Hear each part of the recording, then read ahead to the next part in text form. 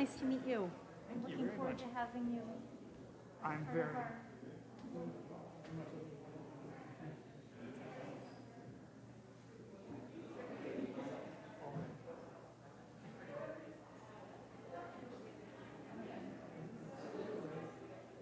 Quite literally. And I've seen this angle from this view. It does not.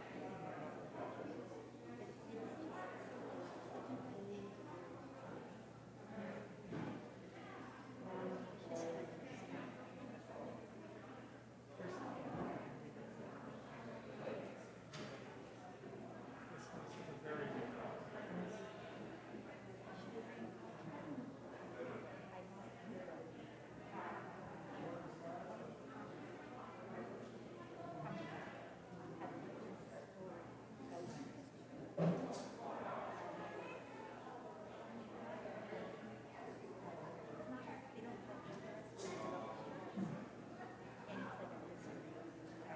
It's all fake, but it's kind of cool when you're here and you read it. Yeah.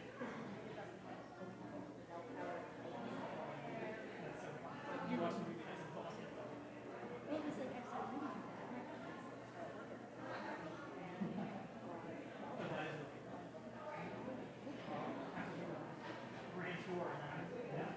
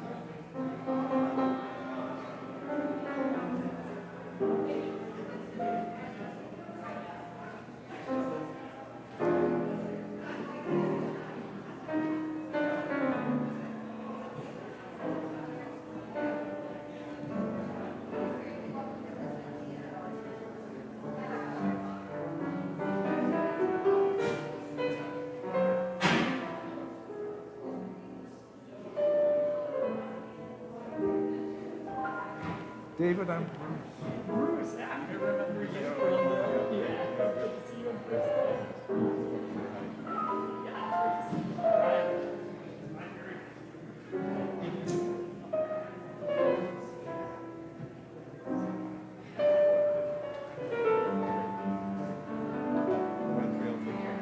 Yeah. I'll see you afterwards. We have a thing, so I'll be brief afterwards. I'll introduce you to her.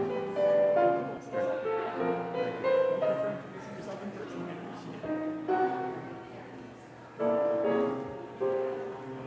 it.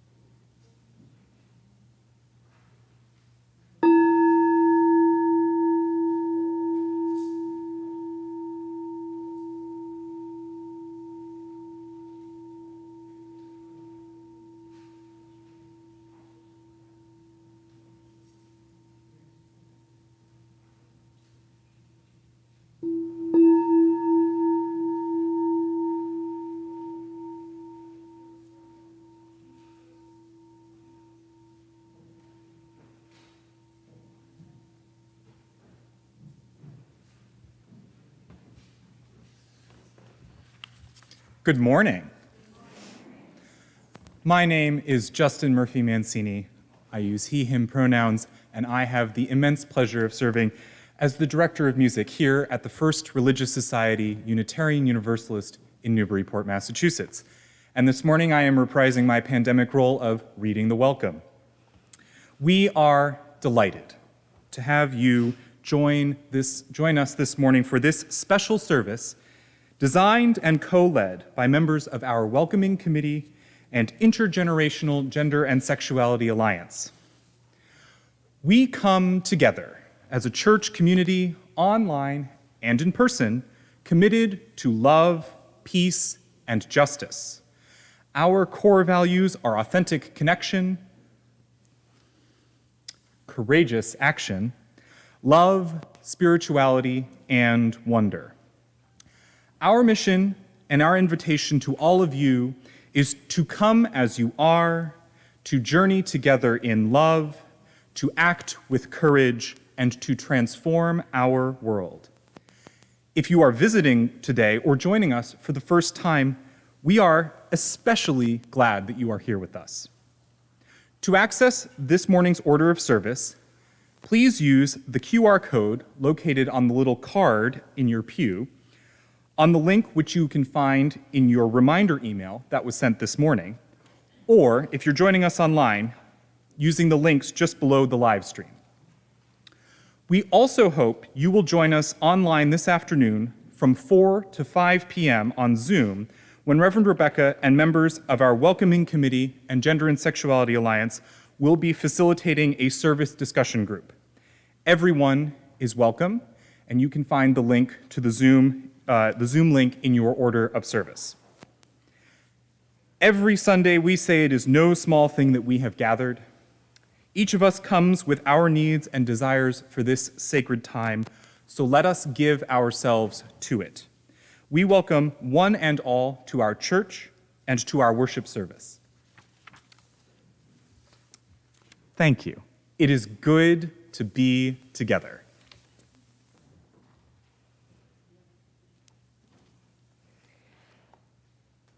It is good to be together. Indeed, it is.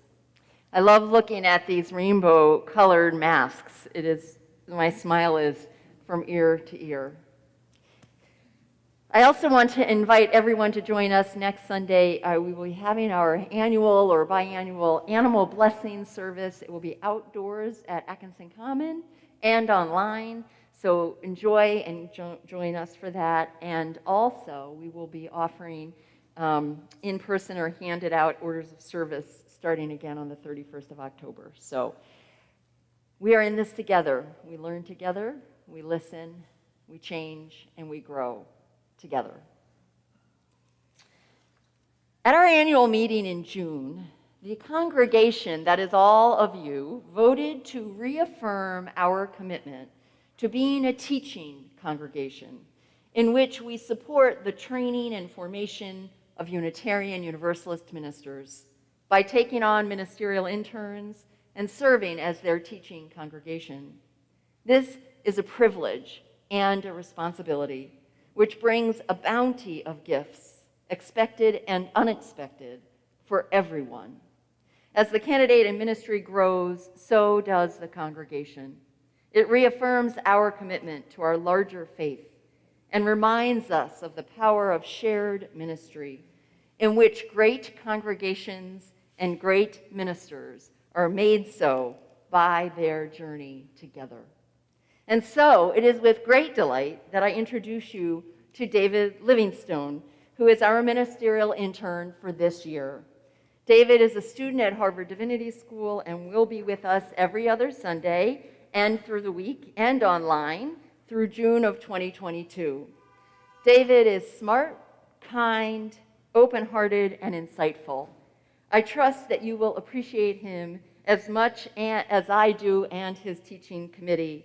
Please join me now in welcoming David to the First Religious Society.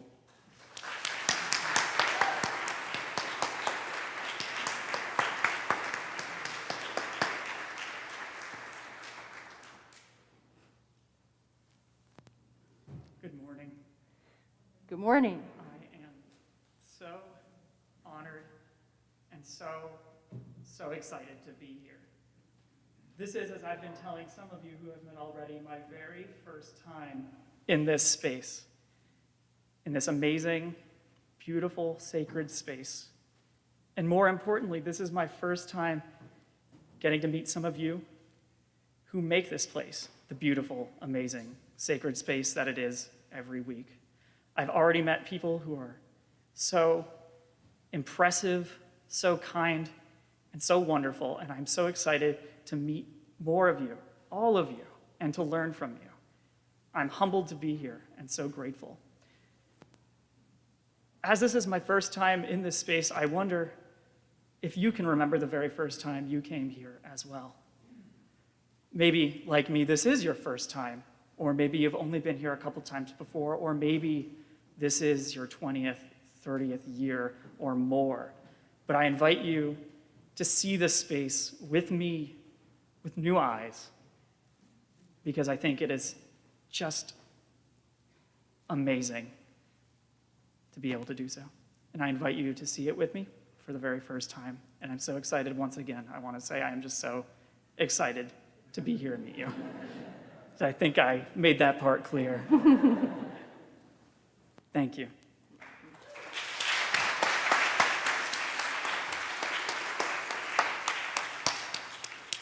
Already an unexpected gift. I got to remember the first time I was here.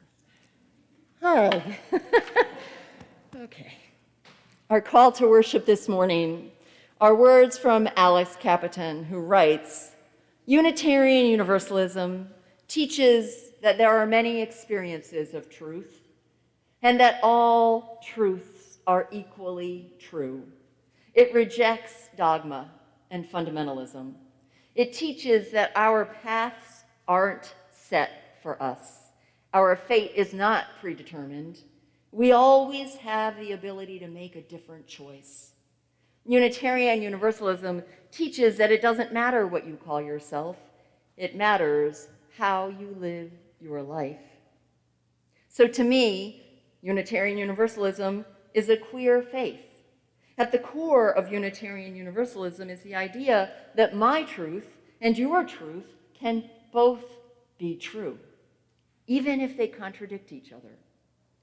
To me, queer can mean liberation, and to you, queer can mean a painful insult, and neither of us is wrong. Both of our truths are equally valid. This is the most powerful theology I can imagine. You are faithfully called to worship.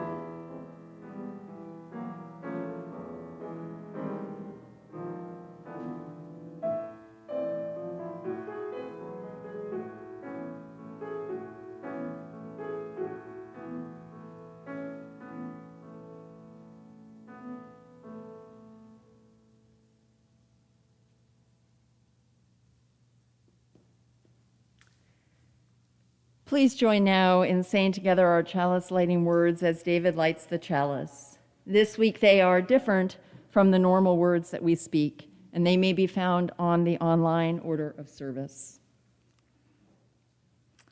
We light this flame to ignite our hearts and minds, the spark of knowledge that enlightens, the shimmering hope that burns, the blazing love that engulfs our actions, the bonfire of our commitment. We light this flame for those who celebrate themselves, who fear, who hope, who persevere, who stand on the side of love for all. We light this flame for those who have been ridiculed, that they may find peace, for those who have fought to marry, that they may celebrate, for those who live in uncertainty in the world, that they may have hope. We light this flame to renew our commitment that no one shall ever again suffer for the right to love. We light this flame to celebrate our kaleidoscope of diversity, working, loving, and living on the side of love. For this, we light this flame. Each week, we also light 2 candles of peace representing 2 places on earth we lift up and remember as a sacred encounter with our world. There are untold numbers of places on earth that need peace, and these 2 we especially hold close in this service and through the week ahead. After each candle is lit, I invite you to speak together the words for peace in English, Arabic, and Hebrew. Peace, salam, shalom. Our first candle this morning is lit for the 71 countries where lesbian, gay, bisexual, and transgender people are still criminalized. May we recognize that the fight for equality is far from over, not only around the world, but here in this country. May we be a community, a congregation, and a faith that celebrates with pride LGBTQ plus people and all their many gifts. Peace, salam, shalom. Our second candle this morning is lit for Parkland, Florida, where after 3.5 years of unrest in the lives and hearts of so many, the shooter at the Parkland High School shooting is planning to plead guilty. May the families, the students, and the community continue to heal. Peace, salam, shalom. And we'll now join together in our opening hymn, We Are a Gentle, Angry People. To honor the safety of all of those gathered in person, we ask that those of us here in the sanctuary take in the music this morning, hearing Holly Near, while those of you online are invited to sing your hearts out.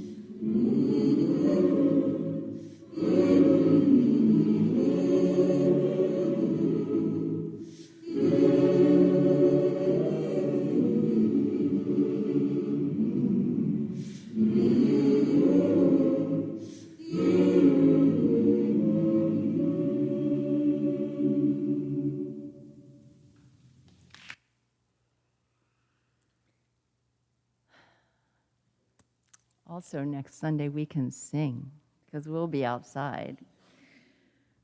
Please join now in our affirmation of faith, and I invite you to stand in body or in spirit. Love is the doctrine of this church. The quest of truth is its sacrament, and service is its prayer. To dwell together in peace, to seek knowledge in freedom, to serve humankind in fellowship, to the end that all souls shall grow into harmony with the divine. Thus do we covenant with each other and with God. And we'll speak the doxology until we can sing together in person. From all that dwell below the skies, let faith and hope with love arise. Let beauty, truth, and good be sung through every land, by every tongue. You may be seated.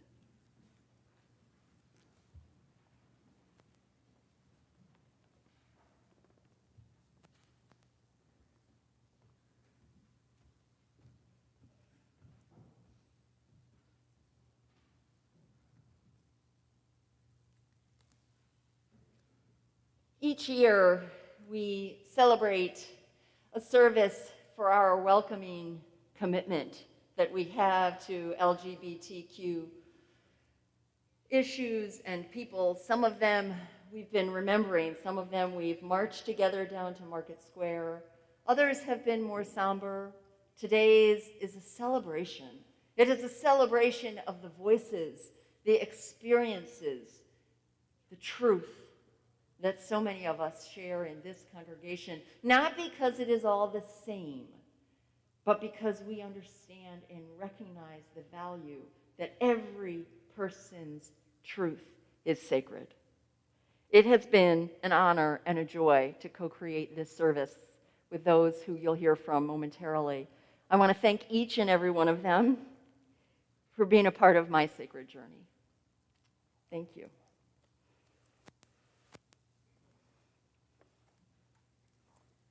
Good morning. My name is Christine Doherty. I use she, her pronouns.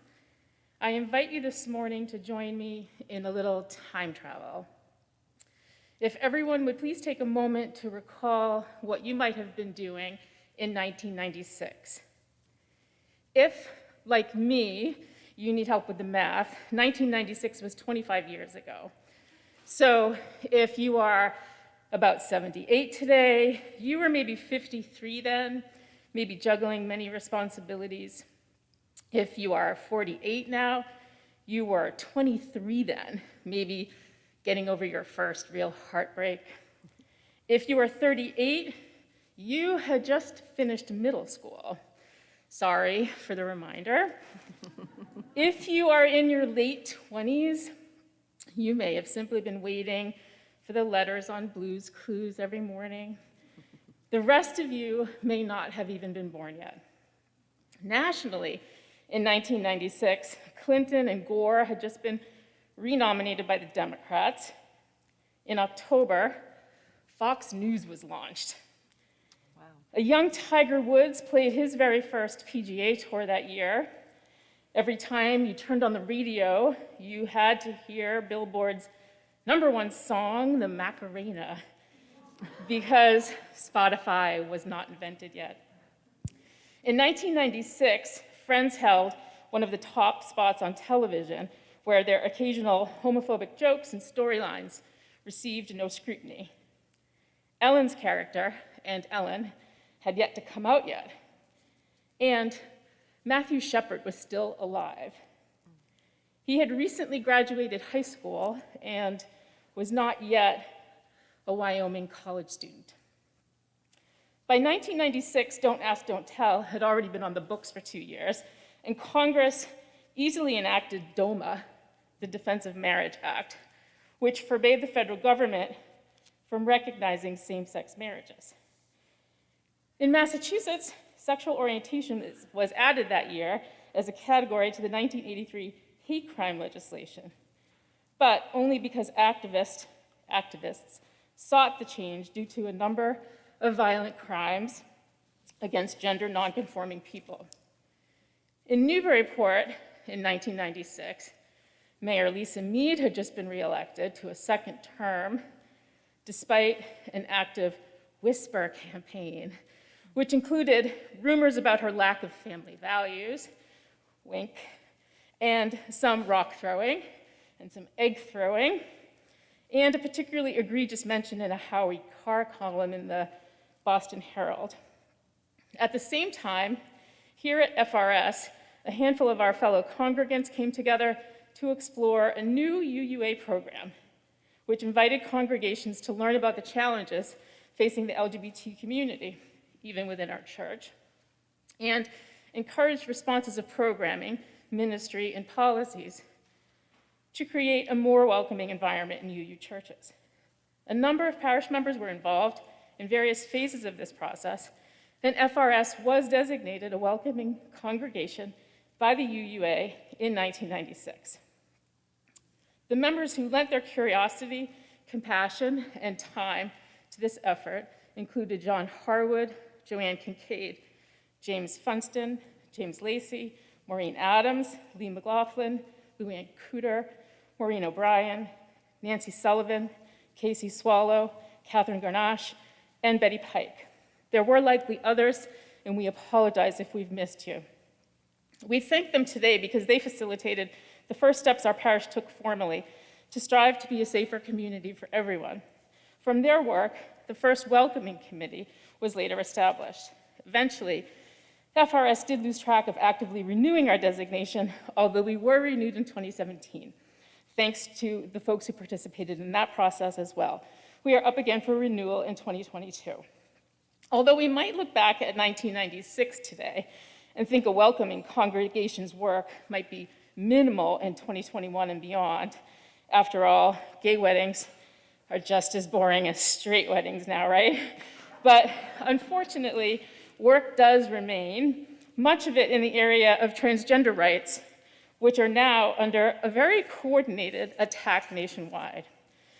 In what some folks call the culture wars, the rights and dignity of LGBTQ folks are under fire in ways that are so crafty, 1996 would probably be jealous. It turns out those who would like to undermine human dignity have remained hard at work. LGBTQ plus efforts are currently targeting relationship and parental recognition, criminal justice protections, identity documents, access to sports, bathrooms, education, housing, foster care, adoption, healthcare, employment, and speech, just to name a few. One of the most common, craftiest, and most successful strategies to curtail the rights of LGBTQ plus people today is the use of religious exemptions. This strategy is one that should concern us deeply. It is particularly important for liberal religious voices like those of Unitarian Universalists to be heard, especially in places where laws are being debated and adopted. The Welcoming Committee has again reconvened, and each of you are welcome to join or support it. The work will focus on our 2022 renewal as a welcoming congregation, which, as I mentioned, includes areas of worship, ministry, outreach, education, governance, and activism. We hope you'll consider supporting this work in some way, even if you are unable to join the committee. Thank you.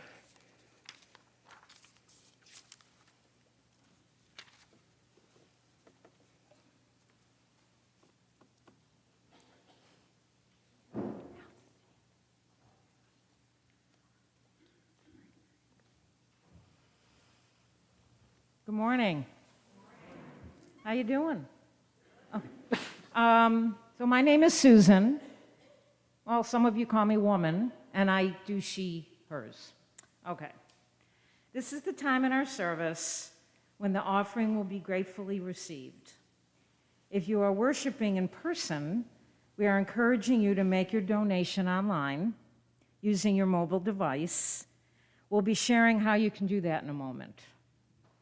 The generosity of our community is an essential ministry that supports the work of the church to live out our values, mission, and ends both in Newburyport and beyond. Each week, 50% of the Sunday offering not designated as a pledge goes to a local community partner engaged in important efforts to transform our region. Today's shared collection will support the North Shore Alliance of GLBTQ youth, whose mission is to honor, respect, educate, and empower GLBTQ youth. Newburyport Youth Services has been collaborating with NAGLY to offer regular Newburyport-based programming, open to all youth in the Seacoast area. In addition, NYS also operates an affinity group for young people. So, at this time, we encourage you to make your offering online. If you are viewing the order of service on your phone or on your computer from home, there is a link. You can click in the order of service or in the video description where you can make your contribution. You can also text a contribution by sending the word Give FRSUU to the number, I'm sure you're all going to remember this, 73256. If you would prefer to make an offering by cash or check, you can take the time to fill out the information as the music is playing. And there will be baskets you can use as you leave the service. And of course, you can always mail a check to the church as well. Thank you.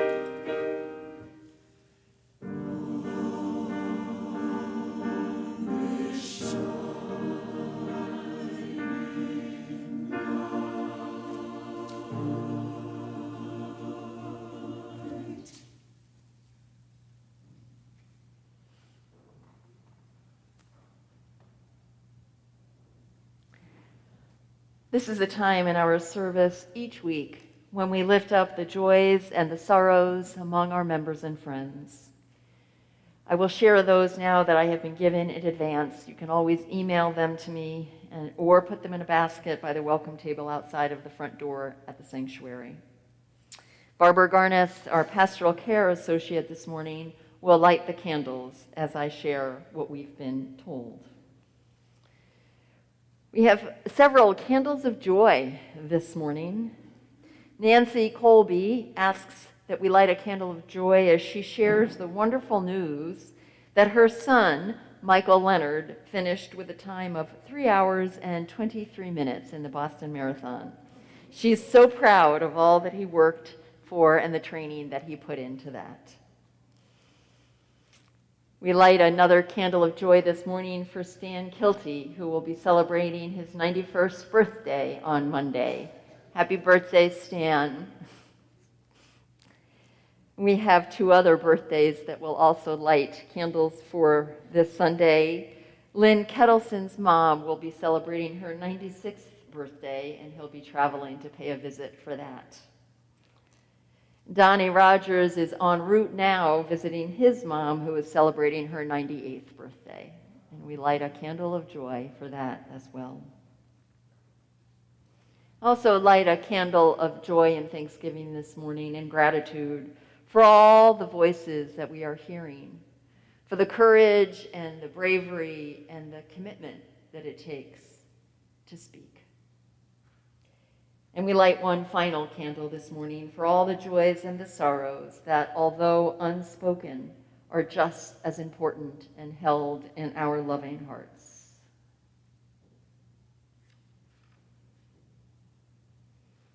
I invite you to join me now in a moment of meditation, centering in prayer,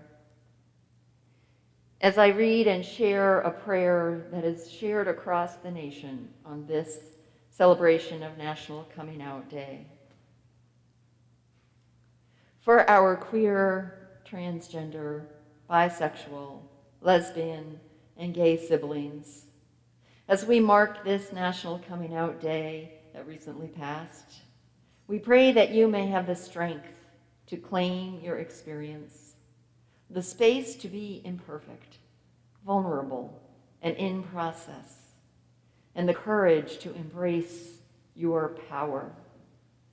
For all who feel desperate or alone, especially all queer, transgender, bisexual, lesbian, and gay people who lack community, that they may know the company of loving friends and supportive family, and that they may have the creativity and fortitude to envision new spaces and give birth to chosen family. For all those who come out only to face rejection, discrimination, or persecution, we pray that they may know the care of a compassionate neighbor. May their wounds be given the time and space to heal, and may their hearts be comforted by the presence of justice. For our faith community, as we strive to do the ongoing work of welcome and solidarity, that we may be a community that honors the journeys of all, of queer, transgender, bisexual, lesbian, and gay people, nourishes their spirits and celebrates their gifts.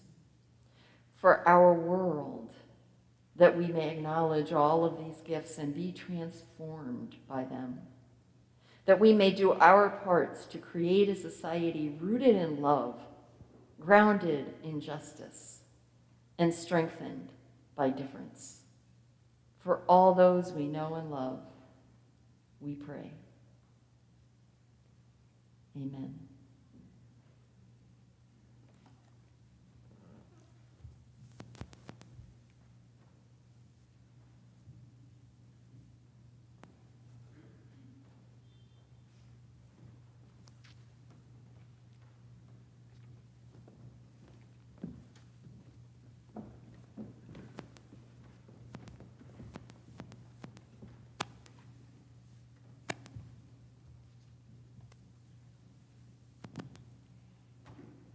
Hello, my name is Erin Hutchinson Himmel, and I use she, her pronouns.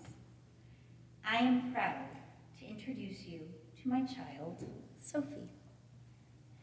Hello, my name is Sophie Himmel, and I use they, them pronouns. 2 summers ago, Sophie asked me to go for a walk. Those of you with kids know that when kids want to go for a walk or a drive, it really means they want to have a talk with you. On the walk, Sophie expressed to me that they wanted our family to start using they, them pronouns with them. I credit my time with FRS to my response. Sure, let's talk more so I can understand more. With my experience at FRS, I knew that my family would accept me for whoever I am. Since that summer, I have gotten involved with multiple groups, including a virtual GSA, my school's LGBTQ+ club, and I am very proud to have started with Alice, the first ever FRS Intergenerational Gender Sexuality Alliance, which you will hear more about in a little bit. After the past 2 years of watching Sophie's journey into knowing themselves, I have learned how important it is for LGBTQ+ youth to have an accepting, caring community to surround themselves. Being in an environment where their preferred pronouns are used and accepted reduces the risk of suicide and depression. It also increases their self-esteem, school success, and long-term mental health. As a mom, my biggest wish for all 3 of my kids is for them to grow up to be happy and relatively well-adjusted. By continuing to help surround Sophie and all other youth who identify on the LGBTQ+ spectrum, we can all help them thrive. I have felt accepted by our church community and hope that with further education, people will not just accept individuals like myself, but learn how to help us be the best possible people that we can be. Thank you so much for being such a welcoming and accepting congregation, which makes it safe for all our community to be themselves and to be loved here. I know the welcoming committee and our amazing GSA will be offering opportunities for us all to learn and grow together to help Sophie's vision come true. Thank you.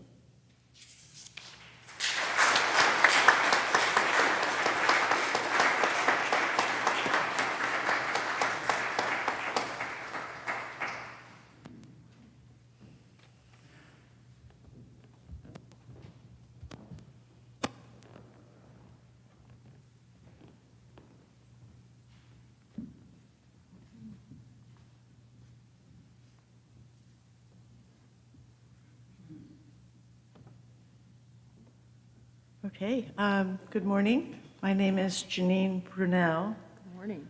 and I am a new member of this church, but want to extend my gratitude to the congregation for having an interest in creating safe space for people like my son, Alex.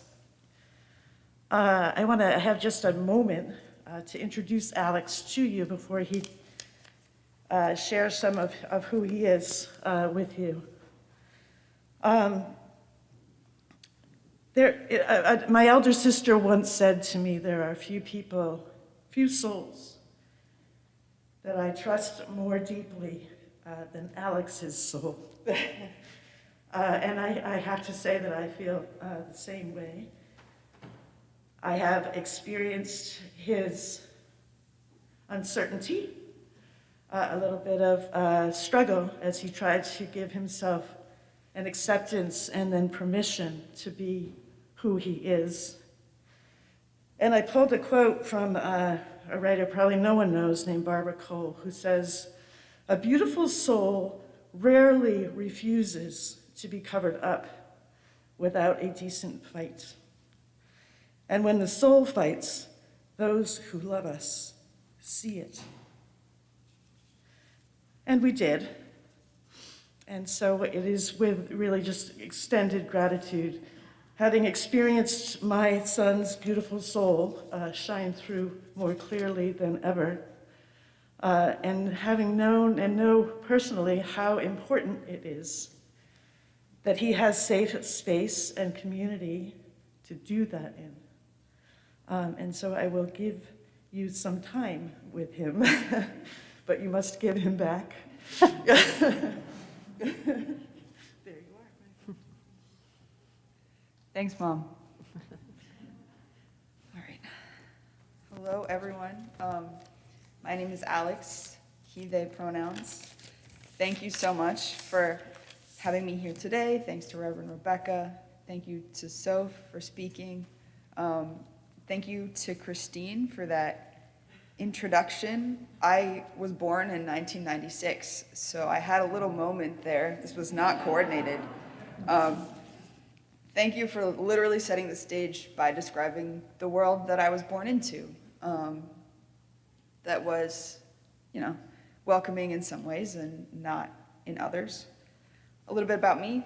I was born in 1996. I was born in Boston, but grew up in Newburyport starting at the age of 5.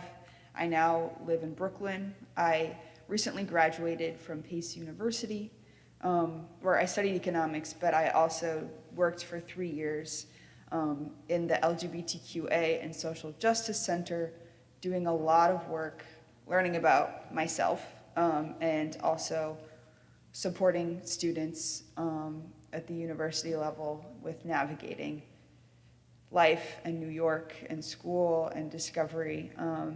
And one of the most important things that we did there was create welcoming space. That was the #1 mission of our space and the #1 mission of that work. And it was a lot of fun and it was wonderful. It is very strange for me to move from speaking to groups of queer and questioning college students in New York to this space here, which in some ways is very familiar because I grew up in Newburyport, and in other ways is incredibly frightening, partially because I know there's so much conflict between many religious communities and many communities that I relate with, and I have seen firsthand the way that harm is done to people that I love using religious rhetoric. So I want to thank you for giving me this pulpit, and I also just need to hold space for the fear that I felt walking into this room. It's frightening being up here, but it's almost less frightening being here than down there because I know that I'm being listened to, which is really important. And thanks also for the rainbow masks. That's a symbol I know. That's like, okay, we're okay here. I want to talk a little bit about the idea of welcoming and why I think that it's so important, and that being that the world is often not welcoming, right? It can be a very, very unwelcoming world for queer people, for trans people, for people who identify with the community that I identify with. This is a message it's everywhere, it's insidious, it's something that I didn't realize I was carrying with me until I started doing some real looking into myself to understand myself and to understand the world I'm in. I've seen it in gender praise as a child, people telling me that my worth was based off of, being pretty or being kind or being feminine in certain ways, and while obviously I value being kind, you see the way that this sort of directs people into placing worth on gender. And when the gender doesn't align with yourself, you start to question your worth. I've also seen it in popular media. I don't know if anyone has seen Ace Ventura. Don't. It's a great example of a lighthearted, fun movie that results in just a horrible violation of a character who is, I'm not going to put a label on them, but a character who is a man dressing as a woman by the end of the movie, who is then literally stripped and scorned on camera as the finale of that movie. It's a movie that when I watched it, I didn't connect with. And now when I look at that, I'm like, oh yeah, that's something that I too am afraid of, is being stripped and scorned in front of everyone on camera. And that's probably part of where that comes from. Seen it in jokes about cross-dressing.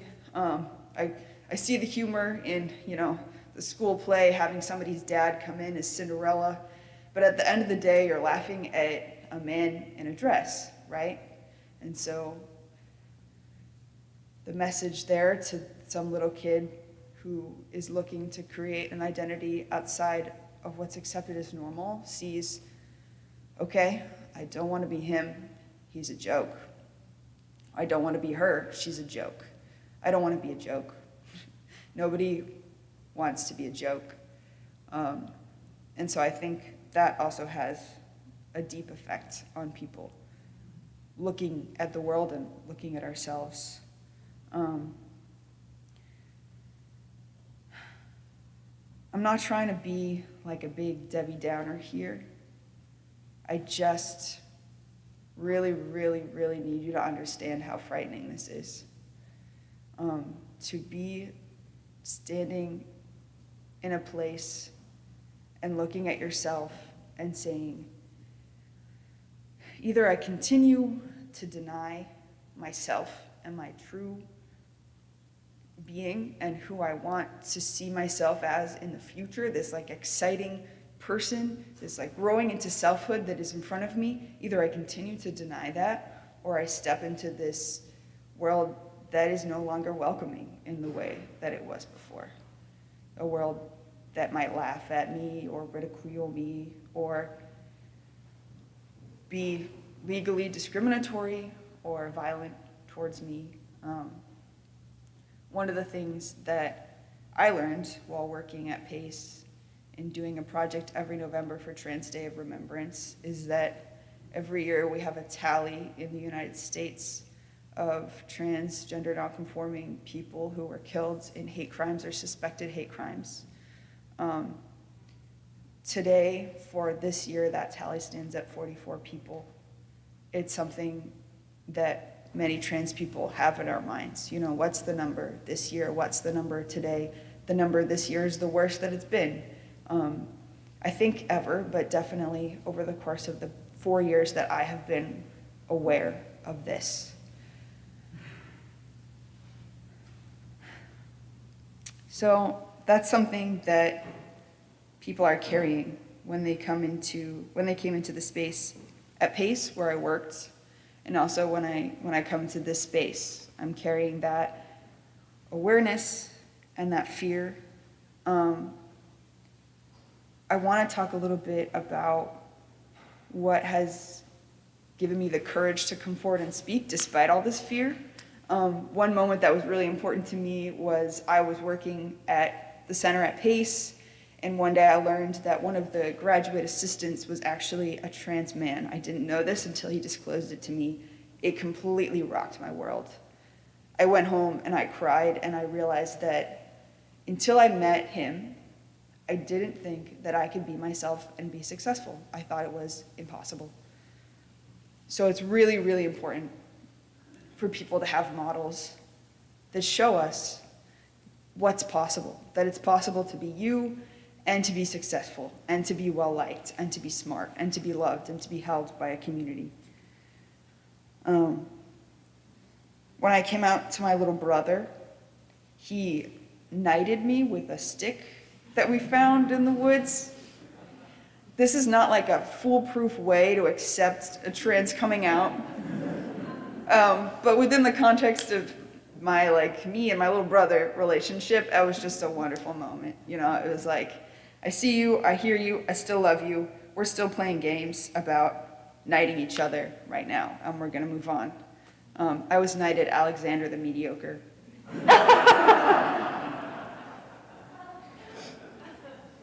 Other wonderful moments that I have been privileged enough to experience are one time in a random tattoo shop. I was there with a friend. I was too afraid to go up to the tattoo artist and ask them to refer to me using they, them pronouns, which is what I was using exclusively at the time. And my friend sort of stepped in and was like, wow, we're so excited that you're doing their piercing for them. And that the piercer got it. And from that moment onward, I was okay. I was safe. I was myself in this space. I've been afraid that family would have trouble accepting me and allowing me into our spaces, not just like literally, but also with the same love that I felt from my family for my whole life. So I also have had a moment recently where I was interacting with my little cousins, one of whom is now taller than me, the audacity, in which they too were able to see me, refer to me the way I want to be referred, call me Alex, and move on to playing and joking around and petting the dog. one more example of a welcoming, safe community that I want to bring forward is that I was recently applying for jobs. I have a position starting soon with AmeriCorps, and one of my references was someone I had worked with at PACE.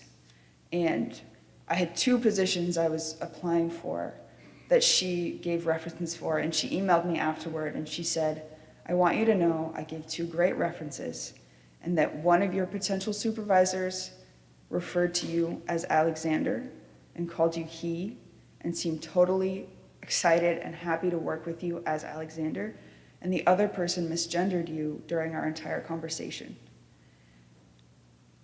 And I said, thank you so much for telling me where I'll be safe moving forward. Because one of the best ways to tell if you're going to be safe is to see how people are talking about you when you're not there, right? So that was a gesture that I really, really appreciated. So at the end of the day, I want to finish by saying that one of the most important parts of welcoming is listening. So thank you. It's taking the time to learn yourself so that when you're in the piercing shop, as I'm sure you all are every weekend, and someone starts misgendering your friend, you know what they need from you in that moment. It's learning the history so that when someone like me walks into a space like this and looks afraid, you know why that's something that I might feel, and you understand that it's okay to feel that way, and that it's also really beautiful to have a gesture to show me that I'm safe here, like these rainbow masks, which I really appreciate. And also when somebody that you know comes out to you or comes to you and tells you something that you won't expect, comes to you and tells you that they want to be referred to by different pronouns or they're identifying as a different gender, that you remember that that person is, you know, still the person that you played nights with when you were little, or still the person that you hung out with and got coffee with. And it's really, really important to say, I hear you, and we still have this connection because I love you for you as a person. And this extra fact about you is important because I want to protect you and I want to welcome you, but I also love you for you as a person, and I value knowing you as an individual. Thank you so much.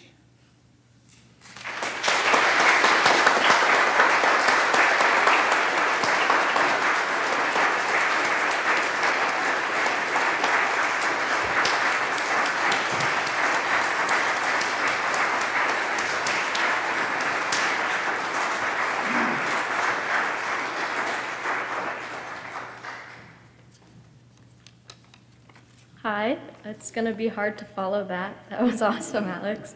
I'm Alice Mead, name subject to change. I use they, them pronouns. I'm a junior in high school. I volunteer supervise for Young Church, the big yellow tent outside, and I recently helped to start the FRS All Ages GSA with my friend Sophie Himmel.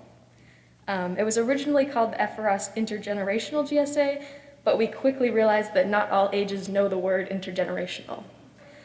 So you might be wondering, what is a GSA? GSA previously stood for Gay Straight Alliance, but that title obviously wasn't all-encompassing, so it has since been changed to the Gender Sexuality Alliance. GSAs started appearing in schools in the 80s. They can be a place for queer and trans students to meet each other, to find a supportive community, and to advocate for change within their community. For example, I'm the vice president of my school's GSA. We meet every other week to socialize, learn together, and work on projects to make change within our school. So why create a GSA for our congregation? And why should it be for people of all ages, not just students? The idea came about after last year's annual meeting when there was a proposition to change the language in the bylaws from he/she and him/her to they/them. Now, this isn't inherently about gender or gender identity, or inclusivity. Technically, it's just proper grammar.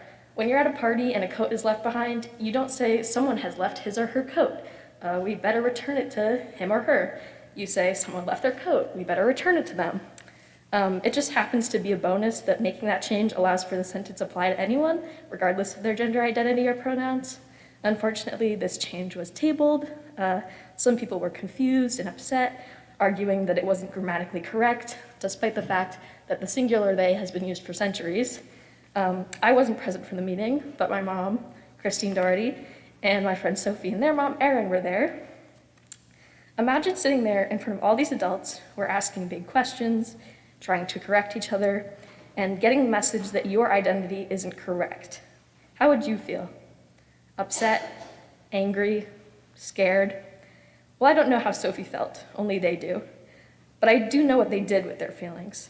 They came up with the idea to create a GSA at our church, not just for LGBTQ+ students, but for queer people and allies of all ages. We all have things to learn from each other, experiences to share, stories to tell. We want to not only use this group to educate people who don't know what it's like to live the queer experience, but to also bridge the gap between queer youth and elders. I have 2 moms, they're gay.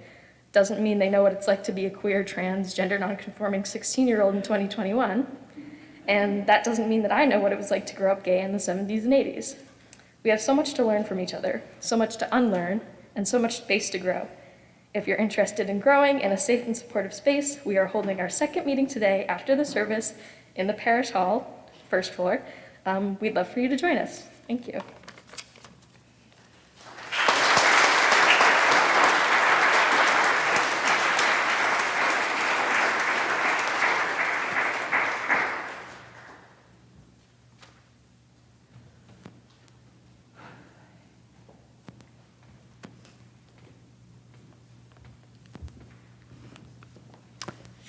Thank you all so much again.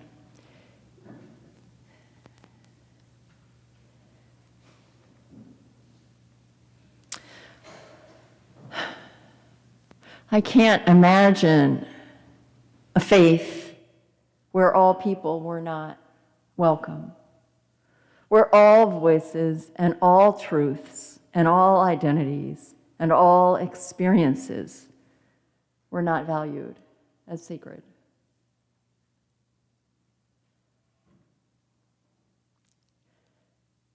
We are imperfect, and we're going to make mistakes. We already have today in all of this. But my friends, we can keep trying, and we can keep being a place where people know we are doing our best to make space for all, where we can learn and grow together.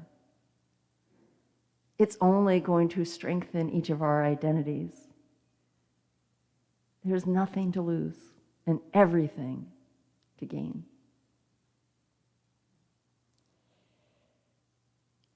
So with that, I'll invite us to take in the words of our closing hymn. If you're online, join in. One of my favorites, Draw the Circle Wide.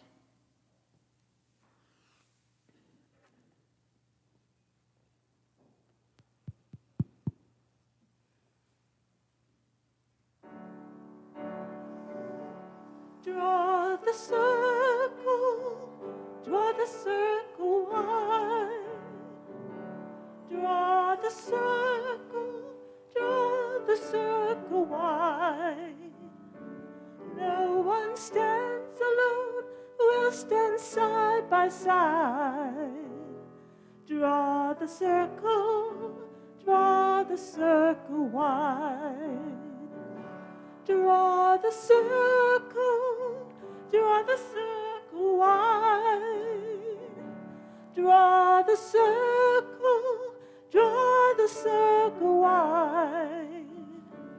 No one stands alone, we'll stand side by side. Draw the circle wide. Draw the circle wide, draw it wider still. No, be our song. No one stands alone, standing side by side. Draw the circle wide. Draw the circle wide. draw it wider still. Let this be our song. No one stands alone, standing side by side. Draw the circle wide. Draw the circle wide. Draw the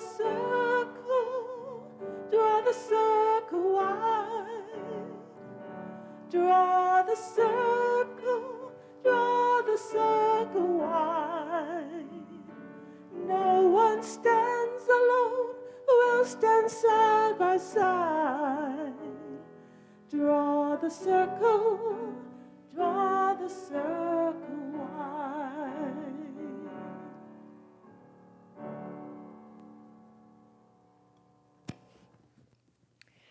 Please join in our unison benediction. The words are in your order of service or on the thing on your hymnal. I don't know what that's called, the plastic covered paper. May the love which overcomes all differences, which heals all wounds, which puts to flight all fears, which reconciles all who are separated, be in us and among us now and always. My friends, as we go from these beautiful times and moments and hour together, may we go inspired. May we go just a wee bit stronger, braver, more committed. May we open the circle in our lives, in our minds, and in our hearts so that no one ever stands alone. Go in peace, my friends. Return again in great joy. Amen and blessed be.